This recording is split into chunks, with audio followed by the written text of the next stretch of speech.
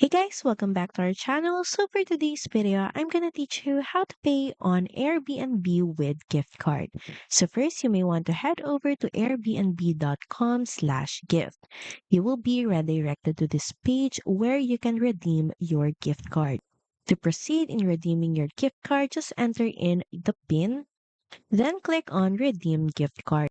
Then once done, you can now head back to airbnb.com and look for a specific listing that you would like to book.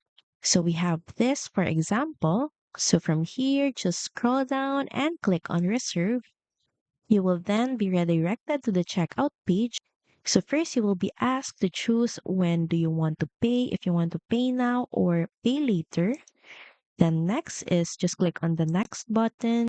And here in the add payment method, since you have already redeemed your Airbnb gift card, it should automatically be added here as an option. All you have to do is click on it for you to be able to use it, then click on next. Just don't forget to log into your Airbnb account, of course. Then to finalize your booking, just click on the pay button. So that's pretty much it. Thank you very much for watching this video, and I'll see you again on the next one. Bye!